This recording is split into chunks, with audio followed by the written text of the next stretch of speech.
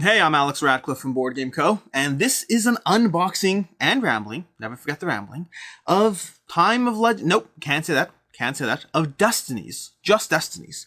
And if you're wondering what I mean by that, that's because this game used to be called Time of Legends Destinies before there was a dispute. This was going to be a cooperation between Mythic Games and Lucky Duck Games in terms of bringing you Time of Legends from Joan of Arc and bringing you that into the Destinies world and whatnot. And they had an IP dispute. It ended with them basically changing the name of the game to Destinies. But I spent enough time referring to it as Time of Legends Destinies that, well, it's kind of stuck now, so it's just some things on the internet you just can't get rid of. But this game, and before we get into that, let's go ahead and move my coffee out of the way. This is if you see in the top shot up there, I have the coins beautifully, arranged around it. These are going to be coins from the game, from the Kickstarter. These are going to be the coins that came with this. I also have playmats and neoprene mats and all that. I may or may not get to those in this video because I find playmats entirely uninteresting when unboxing. But these coins, I wish they had a drop of a imperfection as opposed to being a perfectly round shape, but past that they're pretty nice. Honestly, if you told me these were real coins,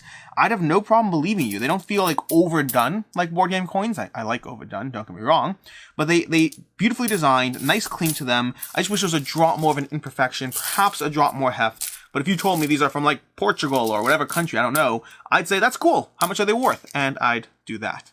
That's way too much time spent on coins. Back to the boxes. So Destinies. I almost said Time of Legends again, just for the record. So Destinies is going to be a game that I almost didn't back. It's a game that is from Lucky Duck, but it was, and I followed it along. I remember with my daughter, they had this choose your own adventure in the campaign where you could basically choose some of these stories. You can vote. Is it going to be the mermaid by the lake? Is it going to be the cursed child, the family, the vigor? I can't remember what it was. It was a long time ago. But they had some sort of, let's put this in the middle here. They had some sort of vote of as far as what you can actually do in the campaign. And my daughter, Ricky, she helped me out by voting on the various options. I believe most of what she chose was picked. Not everything, but most. So she was happy with that. But despite following along with the game itself, I didn't actually back it at first. I kept my $1 pledge and then went back in the pledge manager later. After thinking I would not back it, I went back and backed it. So let's take a look over here. This is going to be an app-assisted game from Lucky Duck Games. So, Time of Legends, not Time of Legends. See, I can't stop saying it. The Chronicles of Crime series that Lucky Duck has. You know how they're all scanning QR codes on an app and all that. Well, this is going to be the same idea. Now, I should probably download the app at some point. Probably would have been better to do it before this video. Then maybe I could have done something cool with it.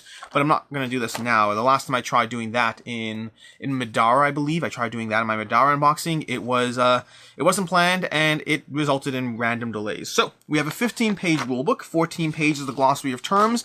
Page 13 is the credits, which means ultimately we have up till page 12 to have other game concepts. And the rules start when you get past the setup over here. We're going to go to the campaign. So pages 4 through 12, 8 pages of rules, highly filled with, images. So there's a decent amount of images, very large text. This is an easy one to get through. Okay, this is basically a stuck in line at Starbucks kind of rulebook. You can download the rulebook on your app, start going through it.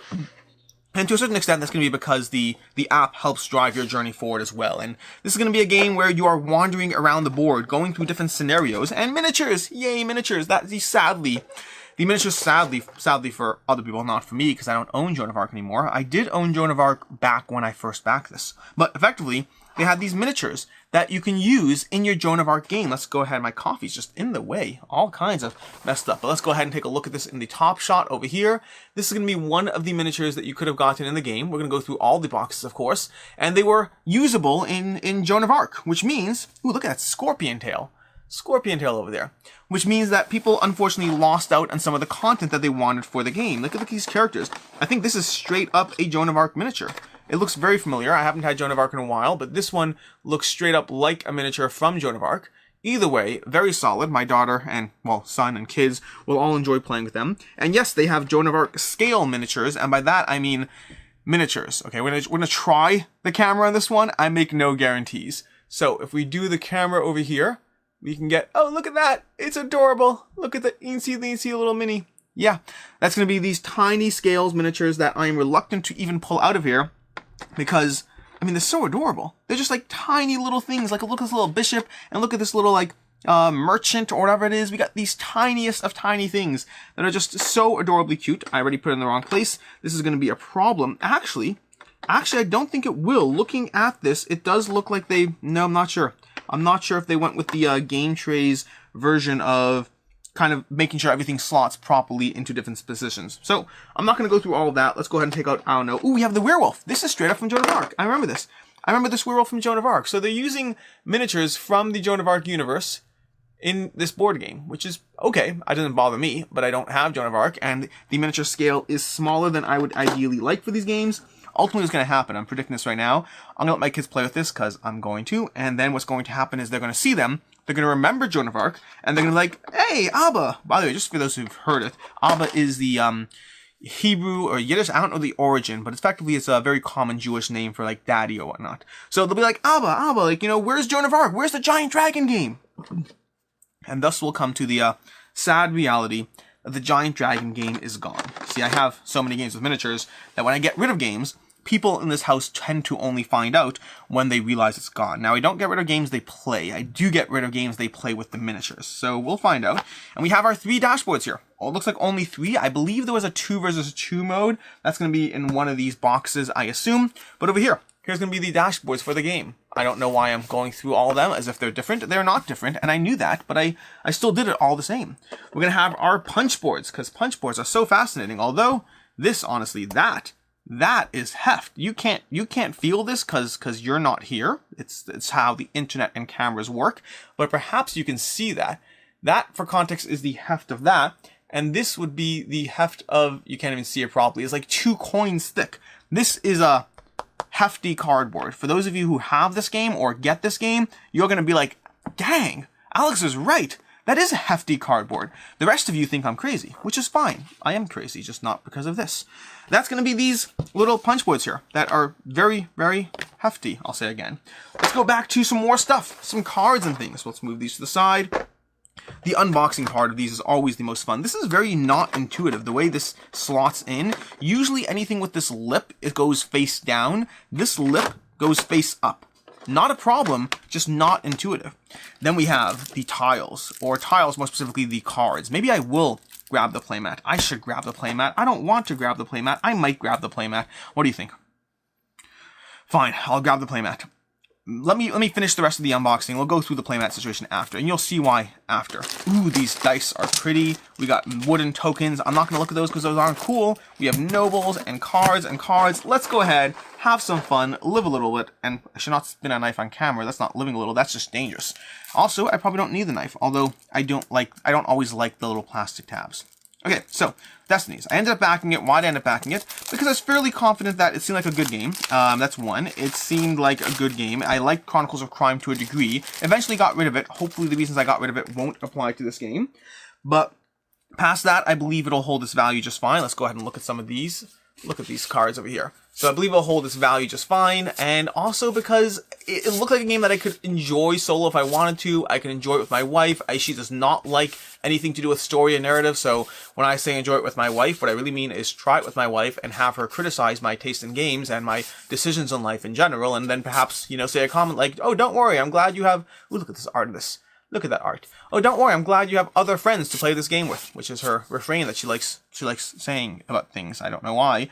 But dice. These are dice. And yes, they have heft. Sorry for saying that they have heft again. It's true, these are hefty dice. Again, I repeat, those of you who get this game are going to be like, look at these dice. They're so hefty. I love them. And look at these dice. They're so cute and pretty next to the hefty dice. So these are going to be below average dice, a little smaller than your average regular D6. These are going to be larger than your average D6. Between the two of them, you have your perfectly average D6. Either way, all of them are beautiful. Don't know if I'm going to bother putting them back in the bag. I don't like storing my dice in bags. We're just going to dump them over there in that, well, now it's a dice tray because I decided it's going to be a dice tray.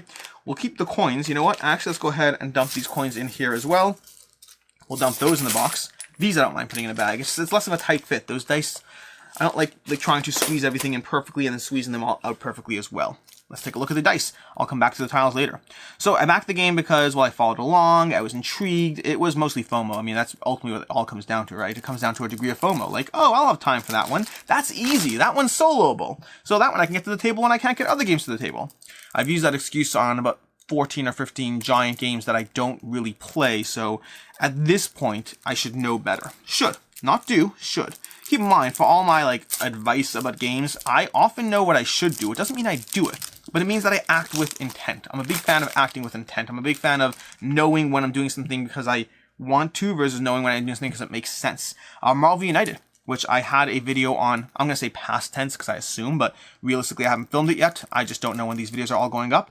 But I have a video going up as to why you shouldn't have backed Marvel United, and more specifically why I shouldn't have backed Marvel United. And I don't mean you shouldn't have backed it, I just mean we shouldn't have gone all in on it. Because we don't need to go all in it. And I'm doing it anyway. I'm spending a ridiculous amount between Marvel United Phase 1 and the X-Men United. I think the all-in plus shipping plus everything is close to $800. That's insanity. And insanity, by the way, rivaled coincidentally by Joan of Arc. And, you know, that all-in pledges for those games. That thing can cost you a pretty penny. You know what the difference between the two is? Honestly, I'm just repeating my video from whenever I ended up filming it and putting it up. But the difference, and we'll move on to another topic, is going to be that Marvel United I can play more. That said, it does not mean it's a good use of my money. You can spend $150 on Marvel United and get more than enough content than you will likely need for a very long time. And by then they'll have Phase 3 with Fantastic Four and, I don't know, Marvel Phase 4. Marvel Phase 4 is going to be a thing, by the way. Someone's going to have to make a game about that too. So, either way, bad decisions. But I have a reason why I still backed it, and you can watch that other video to find out what the reason is, assuming that other video went up already, because I haven't even filmed it yet, as of the time of me drinking this coffee. Cool. Back to the unboxing. So, that was not supposed to happen like that. That was supposed to be a smooth, let me see if I do it this way, maybe it works this way. It worked a little better, loosely so. Either way, we have these cards that will have abilities, cards that will have, you know, various characters in them. Ooh, look at this. We have the Wise. I like the Wise. And we have the Coward. I don't like the Coward. Honestly, the Coward kind of looks a bit like if you ever watched Thor 3, speaking of Marvel, you know, that guy in the throne room who's, well, a bit of a coward, but ultimately comes around at the end. Also, the guy from Star Trek, by the way. That's who it is. I like the actor. But, you know, we have horses. We have Bloody Trophy. If you have something at 1, if you have a marker at 1, gain 2 coins. We have the shield. Instead of moving a marker forward, you can something that, I should probably know the mechanics of this game. It'll make a lot more sense, I assume. Bow. In a forest, I assume, in a green area, test. Also use all your, I have no idea what these cards do. Just completely befuddled. I like the word befuddled. It's a good word. We have the Talisman. 3 coins in a test where you, plus 3 coins in a test where you get, is where you got 0 coins? Maybe? Is it coins? I don't know. Who's to say? But then you discard it, so you don't have it forever. We have, I don't know if it's coins at all. Refresh up to 2 dice. Boom. That one I know. Refresh up to 2 of these smaller, below average purpley dice. I can do that one. There's going to be cards. Just tons of cards over here. We have herbs, we have alcohol, we have torch, we have rope, no coffee, we have poison. Well, I guess coffee. We have spade, we have doctor's masks. We have the votive candle. What's votive?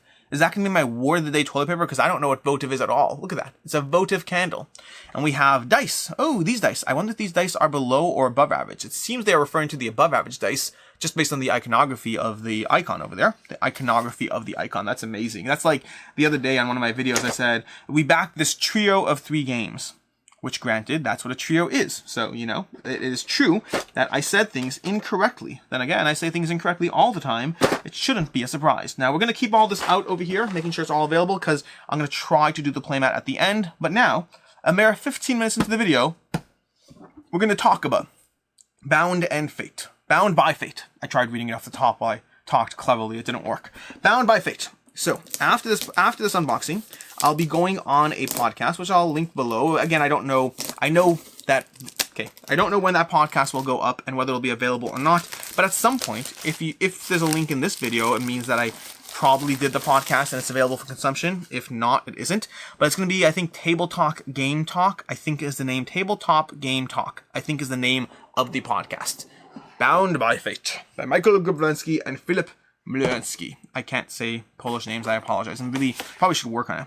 Okay, here we got the other board. We have a rule book that is all of 2 pages, basically. 1 page if you ignore components. That should be easy to consume. That's not even reading the line. That's I don't even know what that is. That's waiting for your coffee to brew. It's shorter than that. We have the card over here. We have another. Okay, there is nothing interesting in this box. I'm sorry. There's nothing interesting. There's no miniatures. There's more cards, more punch boards. Nothing wrong with that. This box allows you to play with more players, which is very, very, very helpful. Also completely uninteresting in terms of an unboxing video. So we're gonna, angrily be disappointed by Bound by Fate and put it back in the box. Very angrily. So, 2 vs. 2 expansion, there we go.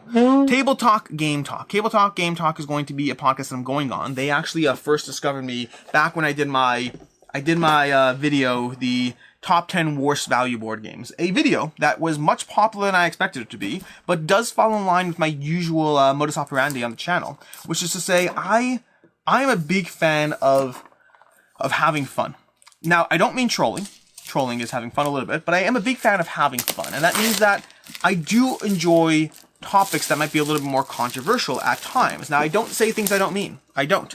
But even though I say things I mean, sometimes they have to be taken with a grain of salt and a degree of understanding. So my video of top 10 worst value games was, it did well, because controversy does well, unfortunately. And it did very well. It's my most watched video of all time.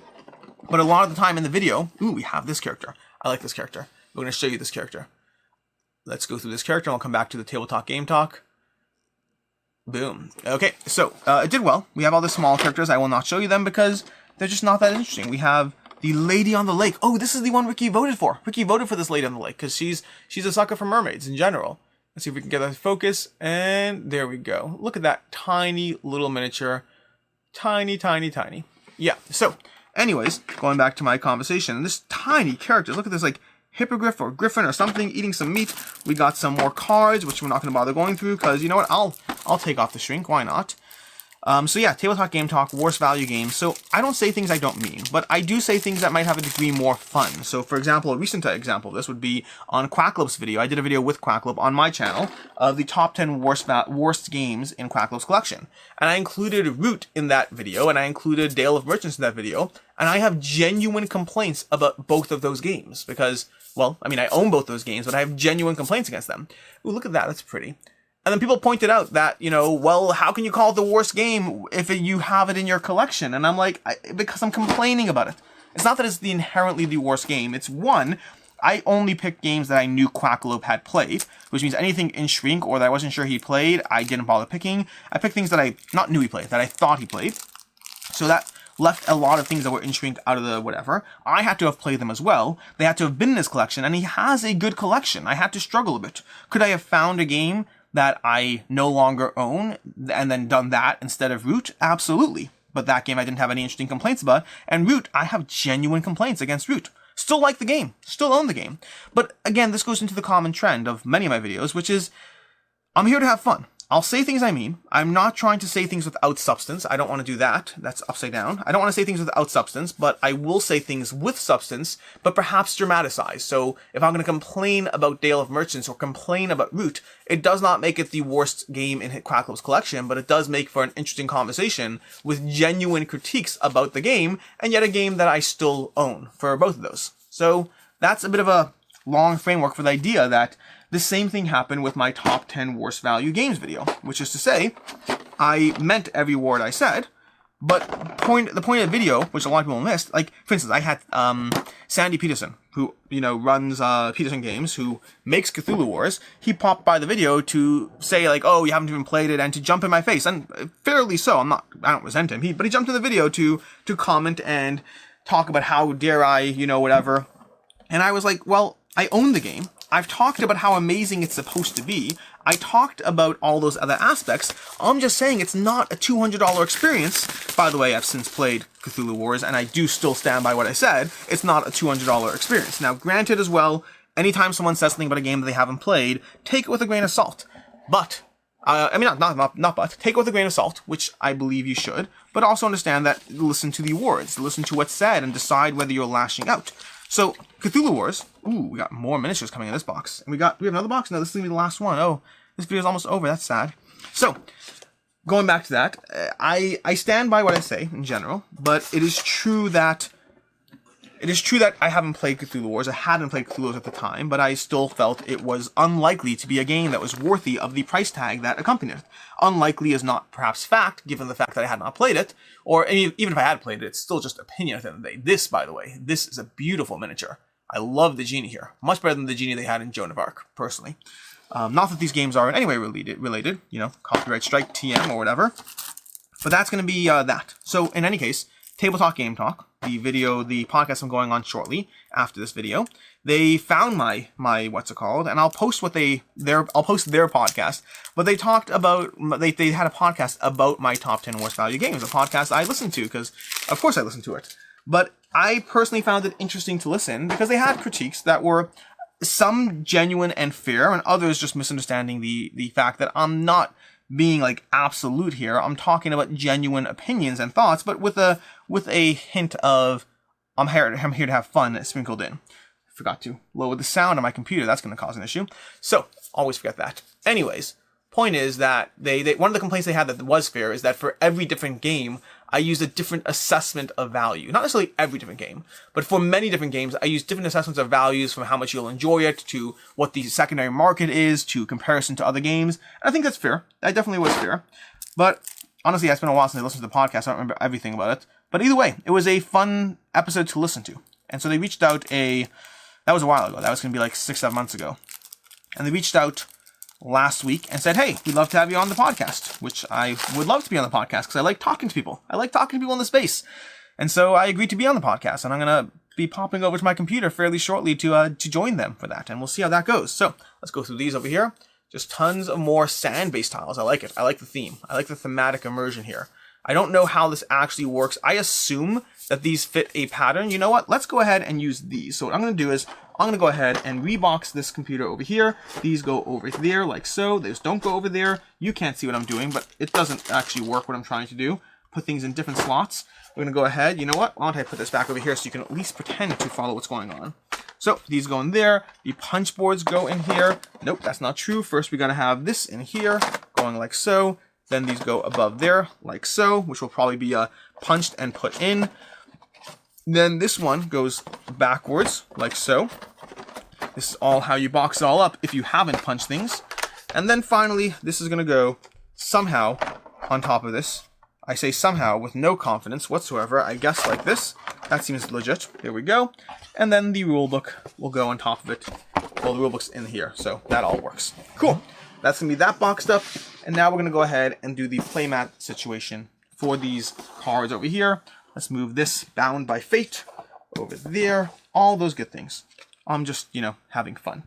And we could probably close the knife right about now. Let's go ahead and put that out the video. How amusing would it be? Not actually amusing, but if I horribly wounded myself on camera. Now, it's not live, but of course I'd still post it. If I had to cut myself and run off somewhere, I would absolutely post that video. Why in the world wouldn't I? It would be a good lesson in cautionary experiences. So this is going to be the mat, which I am hopefully not doing upside down. Nope, it looks like I'm good.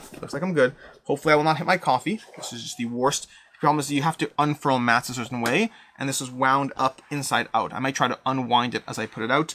The flip side is then the edges would curl as it's on the table. So let's go ahead and do this. Let's get a little bit more centered so the entire top shot is covered by this. Okay, that ought to do it. Nope, just a drop more. See, this is why Jesse has ducks to line his space. Okay, still not perfect, but it's as perfect as we're going to get over here.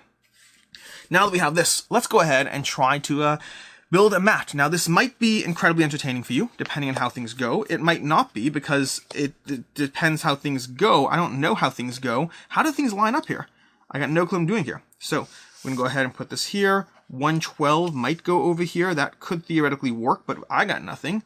We could put this over here. That would practically, maybe, not really work. This honestly probably goes here like so. Let's try to find some water. Okay, so we're going to try to find some water. And we're going to go ahead and line that up over there. So this water is going to go over here. Let's go ahead and move these off to the side. We're going to find a common starting ground. Now, I assume the app would tell me what to do over here, but I also can figure out, this is like a puzzle. This is like, board gaming puzzles. We got a giant swath of water over here. This is very cool. I wonder what that corresponds to. What else we got? I'm just looking for water at this point. Ooh. Okay, we're going to put this here. We're going to put this probably here, maybe there. Oh, nope, like there. Perfect. Okay, still surviving here. Still just trying to build my puzzle. Okay, this one could go over here. Nope, could go over here. Nope. That's going to be somewhere along the edge there. Now this, let's move this back down. I hope this is entertaining for you, because I can't imagine why it would be. I'm going to put that there. This one's going to go over here like so. Perfect. Okay, you can see all that going over there. I'm still looking for more things to connect this together. We need this. Okay, this is going to go over here. Nope, that does kind of work. Nope, not really. Not really working there. Okay, nope, doesn't work for any of those. We'll see. We got this going over, this goes here. So effectively what we have here is a bunch of interconnected but not really connected things, because unless there's a ton more water here, I mean, this could go over here like so, but I'm still missing the picture of what actually goes in there.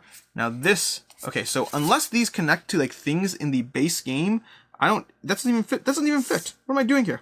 This does not fit. There's like no palm trees for this to fit to. Okay, so now I'm just befuddled. Befuddled is a great word, by the way. I like the word befuddled. Now, I don't know if these fit in with things from the base game or how this works, but this is, I'm going to go with the words, this doesn't work. This doesn't work, Alex. That definitely goes there. I don't know what fits there. We got nothing over here. We got this over here. That's going to be that over there. That kind of looks like it fits. Again, I'm not sure because it kind of has a palm tree that's a little bit jutting out in a way that makes me think it won't work. And I just don't see how these would really connect. So I'm going to go ahead and call this a wrap. This has been your unboxing and rambling of Time of Legends. No, darn it.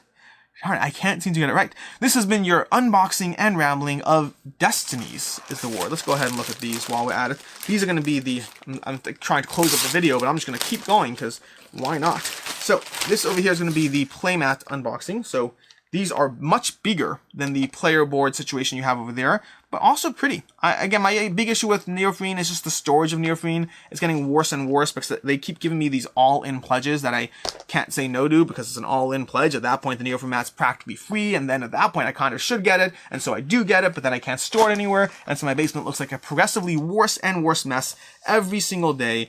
It's okay. These are first world problems. Very, very much so. I've now butchered the order of these cards, so they're completely out of order.